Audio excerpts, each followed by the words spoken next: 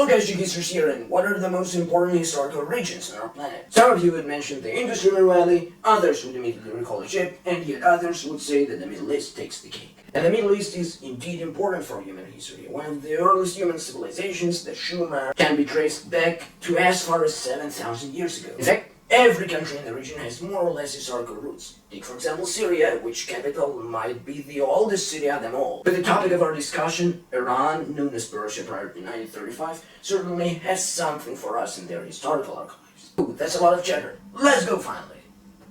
So whether you like it or not, we have to start small, from the Paleolithic times. As Iran lies directly on the migration route from Africa towards Asia, the earliest known human presence has been there since 800,000 BC as the oldest site. The Kashmir Basin dates as far back. In the case of historical importance, Iran has also profited from its mountainous terrain because mountains equals caves and caves equals free real estate. All people also need water, and Iran has just that, so almost all historical settlements live in hydrated and mountainous regions, such as Kashmir in Khorasan, Meshkit and Ladiz in Sistan, Shivadu in Kurdistan, Ganjpar in Gilan, Durban Cave in Gilan, Khalisi in Zanjan, Tepe Kakya used to Kermanshah, Palbarik in Elam. The ancient Iranians preferred caves, and one of such caves, the Yafteh cave, dates back to 35,000 years BC. Ancient people lived in caves in the Zagros mountains up to 11,000 BC. Historians are not quite sure what happened in the next 3 millennia. Do know that the oldest agricultural communities appeared just around that period of time. For example, Ganj Dareh is an ancient village which dates as far back as 8 millennia BC. By the way, it's also the site where the goat was first domesticated. Small Tal, a man-made Elam Valley Kosh, lies close to the border with Iraq, dating as far back as 9th millennium BC. Since Iran was also in the Neanderthal radius, its presence also was significant. The very own Zayan River culture existed here in 6th millennium BC. One of the most important modern-day sites, Tepe Siank, is closely linked to that culture. Being built in the same millennium on the place of a water source, it's a big mound which is composed of 4 levels, each relating to its epoch. It's important to mention that Iranian agricultural communities profited from being a part of a fertile crescent. Enough boring stuff. Moving on to slightly less boring stuff. About 6,000 years later, a Kura-Araxes culture, or Transcaucasian culture, having originated in Armenia, spread to the northern parts of Iran, but it wasn't really widespread in the old territory. At the same time, in 4395 BC, the town of Susa was founded. Remember it, because we'll need it later. 5,000 years later, another very old Iranian culture, Giraffe culture, originated in what is the present Iran. A couple of sites are associated with this culture. One of them, shahr-e-sukhteh, is worth discussing. Covering an area of 151 hectares, it stood a large settlement just a little bit off the Afghan-Iranian border. The name of the city literally means a burned city, which is not true. It was burned 3 times. The city appeared circa 3200 BC and was growing continuously, if not exponentially, until it was abandoned in 1800 BC. 1/6 of the city is a big graveyard, and up to 40,000 men are said to be buried there.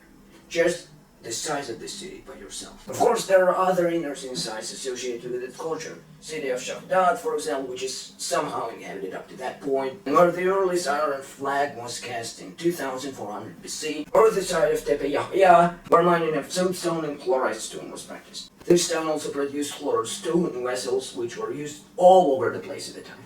While this culture is interesting and all, we have to move on. Over talking, because we're starting to discuss the earliest civilization and the Iranian soul, which can be somehow considered a separate empire. Although the borders of that empire were really ill-defined, the empire stretched from the modern-day provinces of Khuzestan and Gilan along the Persian Gulf and ended somewhere around the modern-day city of Tehran. Its main source of water was one of the largest Iranian rivers, the Karun River, and it also contained parts of modern-day Iraq. Elam was one of the leading political powers, if there existed such a word at the time. It was also called Susiana because the aforementioned town of Susa was its capital. But when the empire was first founded in 2700 BC, the town of Anshan was its capital, and at the time of Elam's existence, it was a constant fight between Susa and Anshan to be the capital of it.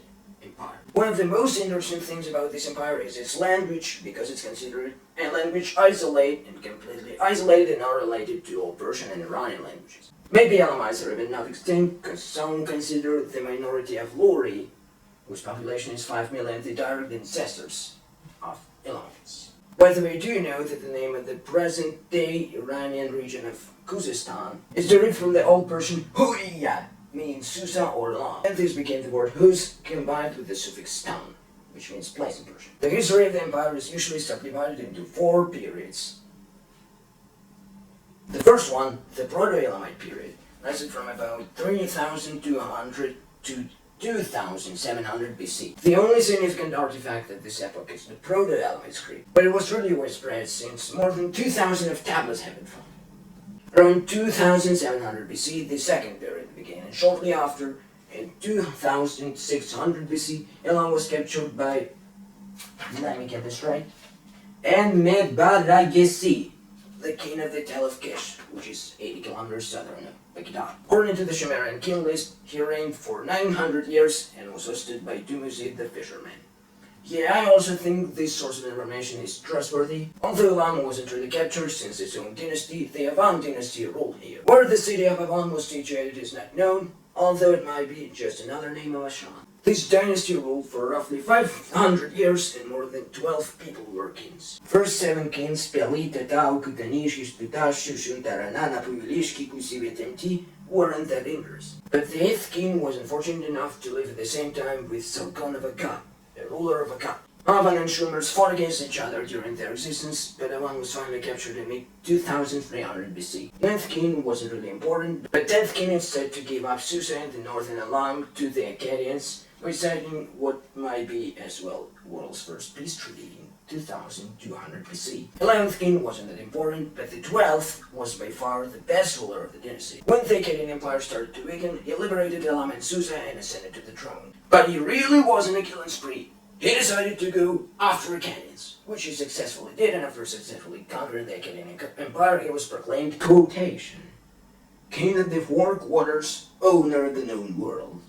That's some really powerful title. But Ur-Nammu, the founder of this new Assyrian Empire, cut this celebration short by defeating the last king and conquering Elam. And then this dynasty became really forgotten. RIP. Elam's fate was in the hands of another dynasty, the Shimashki dynasty, named after the town of Shimashki in modern-day Isfahan province. Although the period of time was not big, 400 years, a total of 15 kings changed. And the 10th king, King Datu, captured the new Assyrian Empire and looted its capital, the city of Ur. The last king of the dynasty stepped down from the throne in 1928 BC, leaving Elam in the hands of yet another dynasty, the Suklama dynasty, ruled from 1900 to 1500 BC. Little is known about them, but the dynasty had rather many kings. With the fall of this dynasty, we enter the Middle Elamite period, which lasted from 1500 BC to 1000 BC. The Kiduni dynasty ascended to the throne, but didn't last long, only 1000 years. They also tried to equalize Susas and Shan as many kings to the title of the king of Anshan and Susa. The Egal-Kahid dynasty followed them. Also, Chokas and Bil, a big ziggurat, was built under their rule in 1250 BC. There's nothing really special about the ziggurat, well, except for the fact that it's made of pure gold, but that's, not really much.